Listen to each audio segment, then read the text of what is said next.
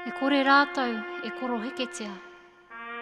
Pēnei a tātou kua mahue mai nei. E kore hoki rātou e ngoikore i ngā pēhitanga o te wā. I te tōnga o te rā, tainoa ki te aranga ake i te awatea. Ka maumahara tonu tātou kia rātou. Ka maumahara tonu tātou kia rātou. Kai ware ware tātou.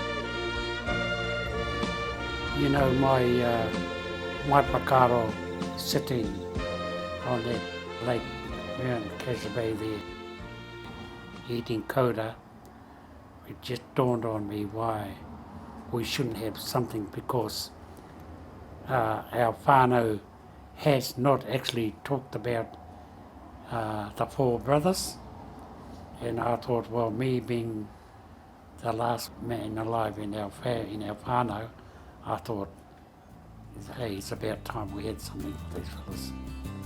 So that was the beginning. The kaupapa of the day was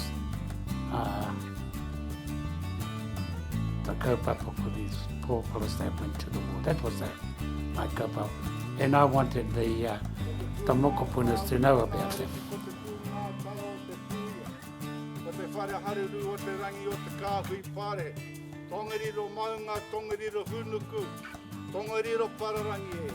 When I look back on it, the two and a half days we had there, enjoying each one's company, the whānau's company, but I felt that some of them didn't actually know the true connections, like within the four brothers that went overseas. But I can guarantee you this, from when they all left, I think they all knew who they were and who they belonged to. And that was my whakaro, is getting the mokopunas to realise who they were. We always called him Papa here. And that time, you know, ka tangio, because going right back to talk about how he was and what he was like, because he was such a gentle giant. And of course, I mustn't feel emotional. I've got to do this thing how I should do it, but it happens because I can't help it. Thinking about every time I look at the old homestead, memories of them both. But yeah, that was a memorable occasion. Something that really opened my eyes about those kaumatus that fought for the sake of their country. And I didn't know Henare or those other two, Barco and well, I knew Tata. I knew Tata because they lived in Reporoa. But this was the one that being so close and being what he was, that I could never forget. Every time he comes home to our place we used to live up the old homestead, he walks through the door, partly haurangi, and away he goes.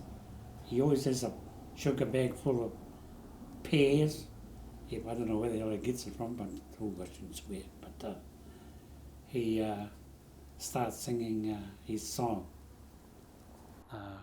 Katie, you're a Katie, you're the most beautiful Katie that I know. And then my mother used to yell, hoi hoi e poko, hoi hoi. So they'd have a row for a while, she'll calm down, and away he goes again. But he had lots of songs from France, and he used to sing it in French. So we knew then he didn't go there to eat his lunch.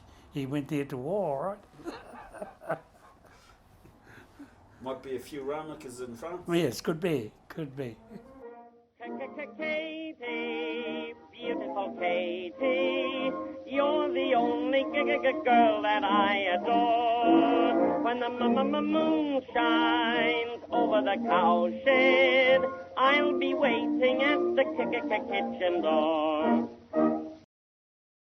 Kia ora whānau. I thought I'd better get up and say a few words on behalf of the whānau. I stayed with koroua many years ago, back in 1977, 78. It was just me and him living together. And I had a job here up 60 bar 8. And koroua used to always go to the Jolly Hospital every day. If anyone knows where the hospital is, that's the Lake Hotel. And he used to walk from Waipahi all the way to the Lake Hotel. And at night time I used to get home and cook our tea, and then koroua would ride back either with the piri mana or no, he didn't do anything wrong, they were just giving him a ride home. Or he came home with a mate or a cousin or whatever, whānau, and we'd have our tea. And he'd sit back in his chair and he'd be reminiscing about the war times. And I was listening to this kōrero, and he was talking, one little thing took my ear, and he was talking about the Suez Canal, how him and a gang of mates, they got caught over the other side. They were advancing on the Germans, and they had to retreat because the old Nazis had the better of them, so they had to swim back across the canal. They boated across, but the Nazis blew their boat up, so they had to swim back across the canal. So that's a mighty swim. But yeah, I had a great time with koroua. Me and him, we spoke quite a bit. I didn't know what sort of man he was, whether he was wild or a good man. Uncle Toby might be able to reflect on that. But what I saw of him, he was a real gentleman, and I tautoko him. Kia ora koutou. This is a poem that my older sister, Noeline Kamaka, wrote for koroua, and it goes like this. A father, a grandfather, you were one and the same to me, a quiet and passive soul, never a cross word nor a heavy hand, just a knowing look, a cheeky grin, and those sparkling green eyes. Hours spent gazing from the lounge room window, across the lake, a mug of tea in one hand and in the other a smoke. Regrets now for not asking what passed through your mind, a war long past, a life well lived. But how proud you were every Anzac Day parade, marching at dawn with your war medal on display. A fighter, I think not, a pacifist for sure. The war you never spoke of, but the songs you brought home still live on and bring a smile to my heart. A Saturday regular at the Lake Hotel downtown, sometimes walking the 3 miles or with luck hitching a ride. 3 streets to the wind, but home by 6, then having to listen to those damn war songs all night till sleep. But Sundays without fail, the bell you would toll. Teenaged angst when boys would call, you telling them that no one by that name lived there anymore. The nights I went out and turned back the clock, next morning you correcting it with a questioning look. But you knowingly knew I could see it in that grin. Playing cards, the 3 of us, in front of the fire each night. Kui taking her slipper to you, whether you cheated or not. You always teasing at her, getting her mad. Cards flying everywhere while I laughed and fled. and always that cheeky grin and those sparkling green eyes. And so I treasure the memory of those moments in time and have a quiet chuckle. I bet Qui's still giving you a hard time. So now I am growing, and to you I give thanks for the person I am and the life I have lived. For we are of the same blood, you and I proudly salute you. For you were for the person you were and the life that you lived. Ko whitiranga tira koe.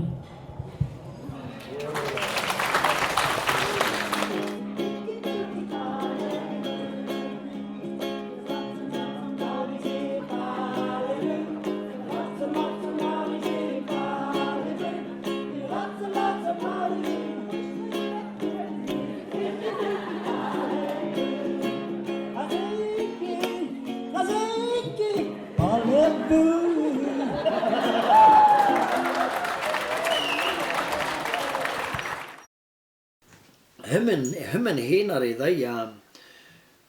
they served in the First World War with the Pioneer Battalion, and ideally the Pioneer Battalion were never intended to carry weapons, and they only ended up getting weapons because the troops, the Allied forces, were struggling for their numbers, and they just the whole battle fatigue situation, they were struggling, and they decided, shit, we need some reinforcements, and you got these fellas over here, give them some guns. So they did, and then from that point on, they proved themselves over and over again.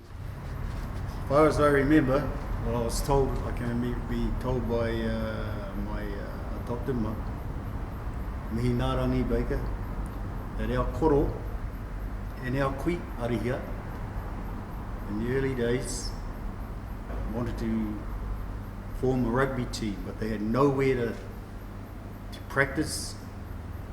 So our kui arihia told her sons, Henare in particular, that there's this block of land up here on Mariti Street in Acacia Bay Road, what is known today.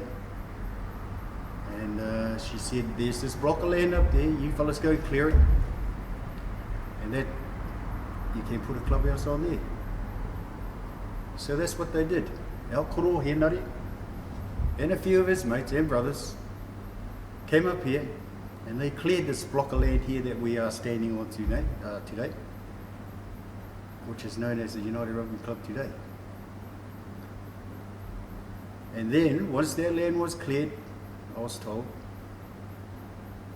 that they brought a clubhouse over, and they banded together, and they brought one of the buildings over here, and they stood it on the Mariti side, or where this clubhouse is. They situated it there at first, and they converted it into a club. But if we go back, our koro, because of his war injuries, he wasn't all that active in the actual game of rugby. His input on the to do with the United Teams was more of a coaching side, or managing side, or organising things. Because of his war injuries, he was limited in his physical abilities to actually play the game. So,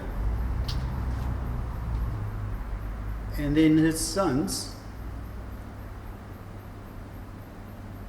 they all played for this club. You got Uncle Tara Rameka, Tata Rameka, and our father, Tuki. They all played for this club. And then we all followed. Uncle Robert's sons, they all followed. And we all became active members of this club that they've established for us. That's when I was working there. He used to come in every payday, holding out his hand for money. So I gave him my $10. And I he used was to a get good £2 dad. in my days. And he used to have 10 shillings and thank you, darling, and he stopped in the pub. Dad never spoke about it, and Mum never spoke about it because they were like that.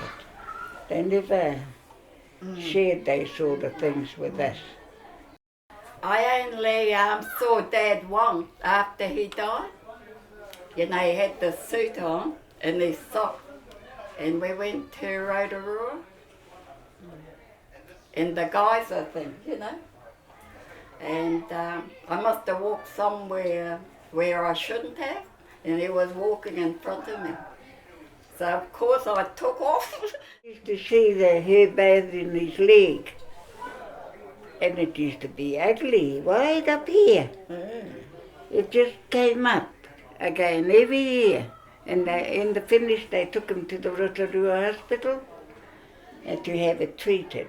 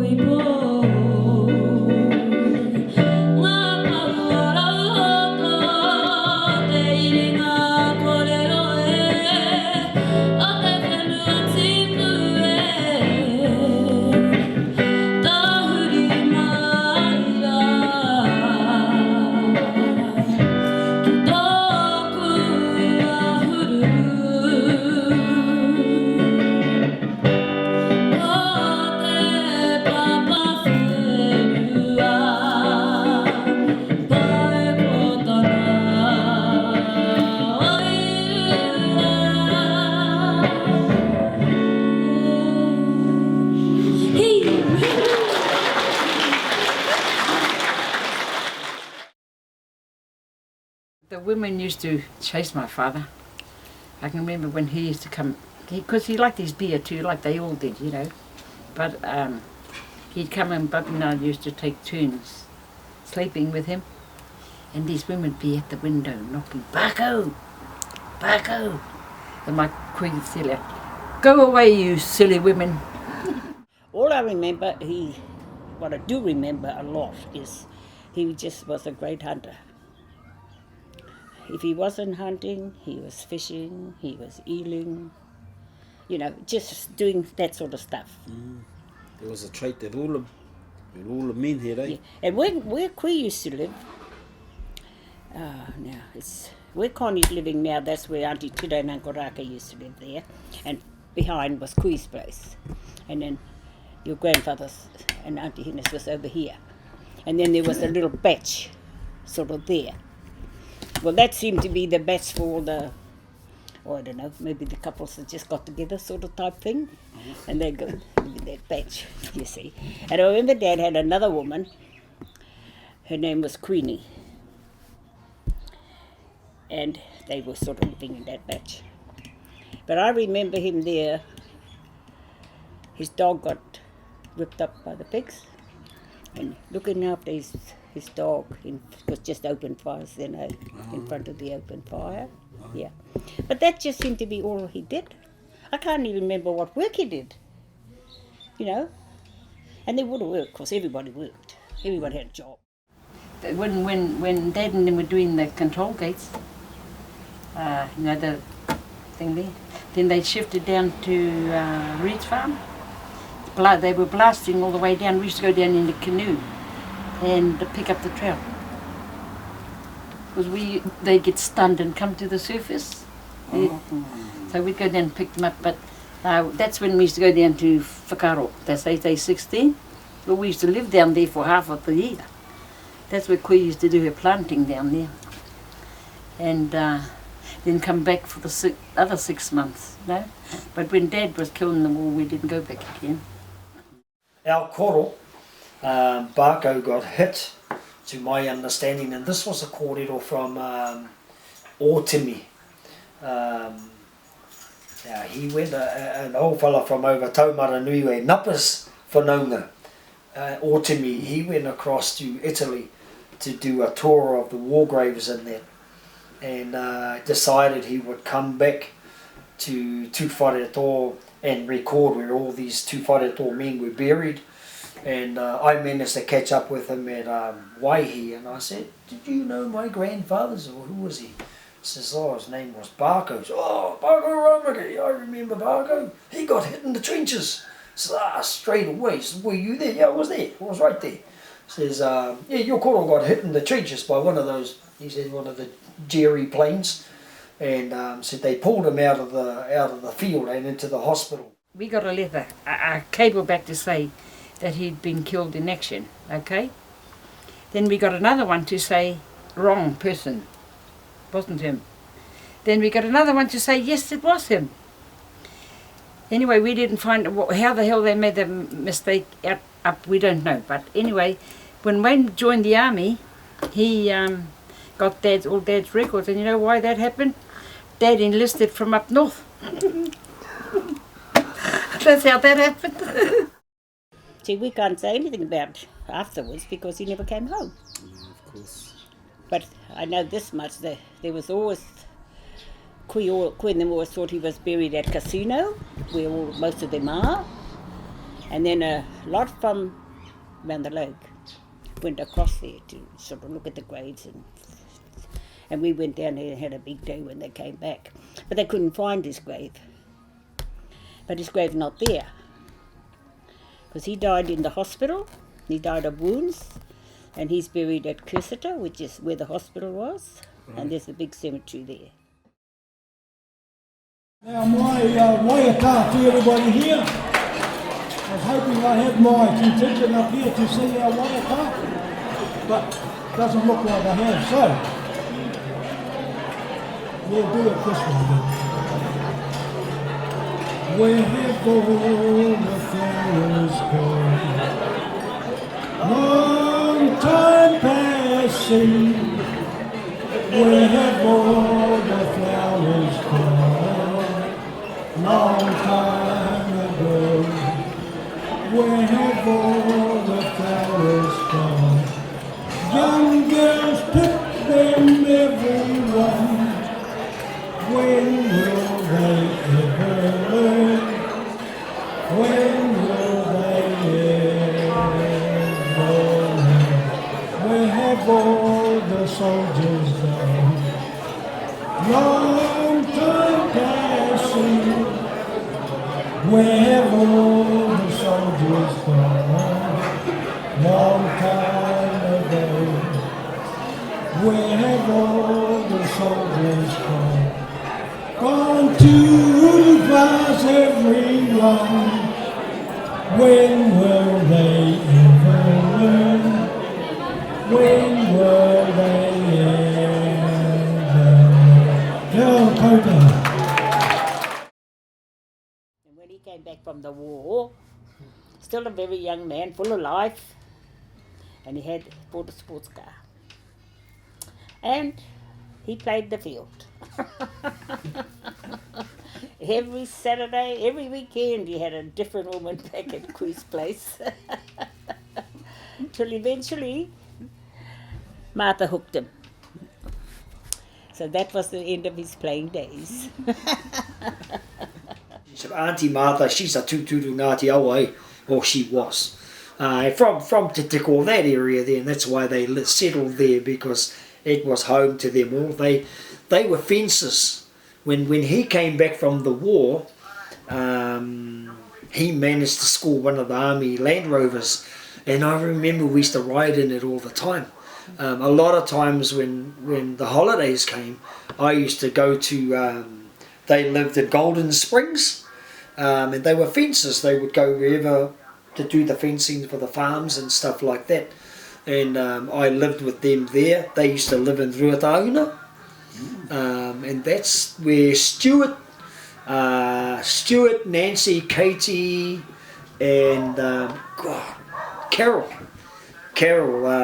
where they were brought up, and Tat, Jean, Toss, Pyro. They had a lot of kids, and they adopted out about 4 or 5 of them to different families or relatives, and Tat and them were brought up mainly around that Reparo, back across to Te Tiko, so the Bay of Plenty region, and they always spoke of Auntie Martha as probably being the strongest woman they ever saw. You know, she could swing fence posts, you know, on her shoulders, and up the hill they would go. You know, behind the wharf was all scrub there then, and their watering hole, of course, was the Lake Hotel. Then they decided they might like to go and have a gamble. So I had this place cleared out in the scrub where they used to go and play tuop. You know what tuop is? Aye. Yeah, see the picnic cord? Yeah, but that was their pastime, gambling there. They had to hide from the cop, you see, because it was illegal. But that was them, you know, just simple fun, you know. And that was our uncle, Uncle Tata. I remember so much about him. But of course he came home.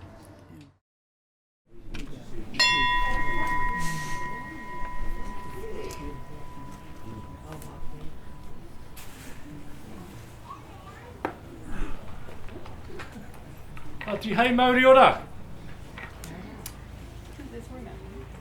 Tau toko ana hau ngā mihi kua mihia.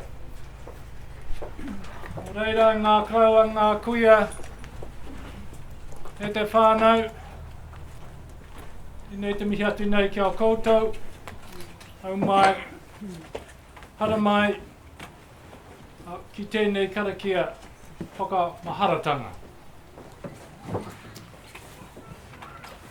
It is my great honour to welcome you, one and all, to this special centenary Anzac service in commemoration of Koroua, Henare, Pākau and Tata Rameka. Ka maumahara tonu tātou ki a rātou. We will remember them. Those are the words that our kaumātua Koro Toby Rameka will soon challenge us with in the vow of remembrance. Ka maumahara tonu tātou ki a rātou. We will remember them, and that's why we are all here. We're not here just for the kai, I hope. Although we can be thankful for the ringawera and the many hands that have worked together to prepare for this day. And we will give thanks for them and their mahi. So we can all have the opportunity to honour the memory of 4 Rameka brothers in arms. Hone, Henare, Pākau and Tata.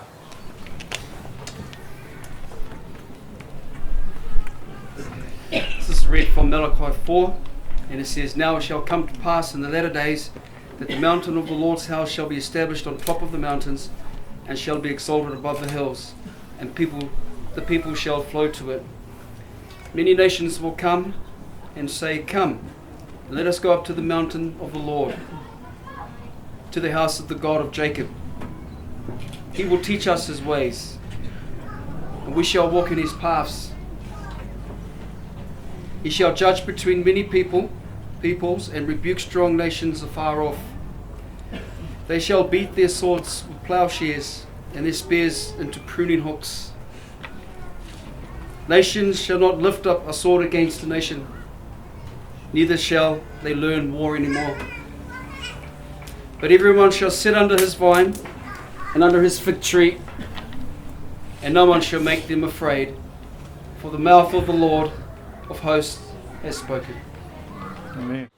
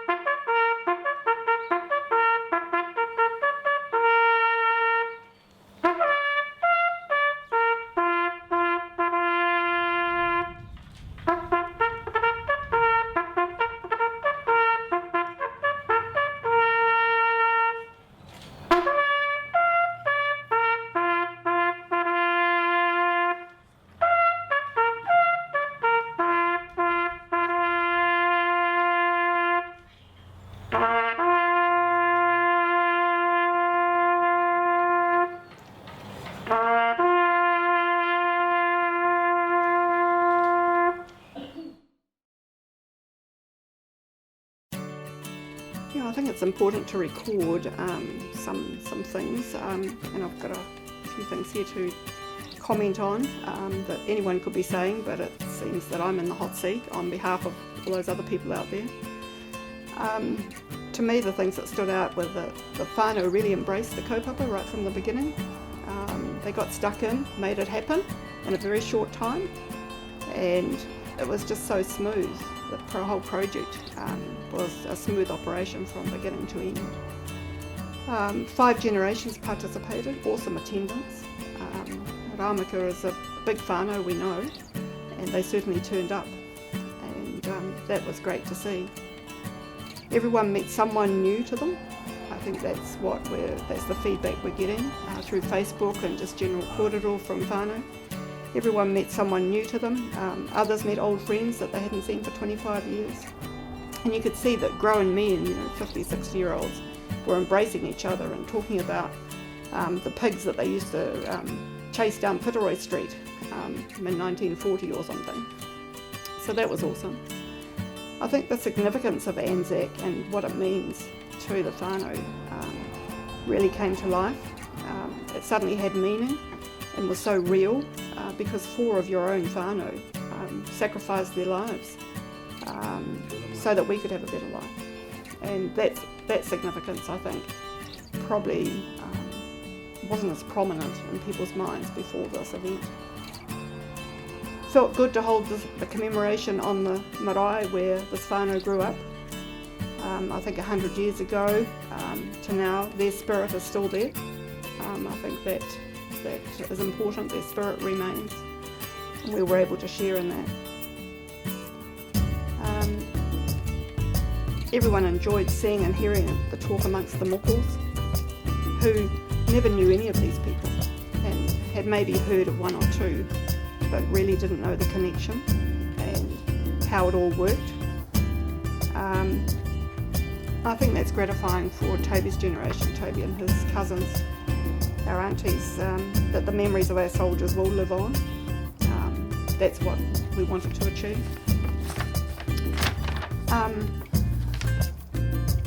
Big thanks to Tūwharetua Genesis and Mighty River Pound and Pāhotia Lands for their generous support. Without that, we wouldn't be able to be doing this filming and making the hard copy DVD and photo book that's going to remain a keepsake for a lot of the whānau of the event. So kia ora. Very important that we record our whānau history for future generations. It's our legacy, and we probably don't do it often enough. Our kaumātua pass on, and with them goes all their knowledge. And I think this was an important milestone for this whānau in being able to record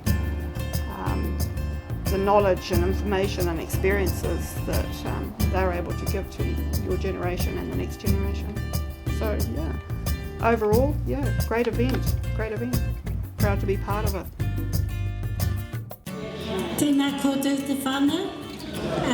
As Topi has already said, my mother is a sister to his grandmother Arahia.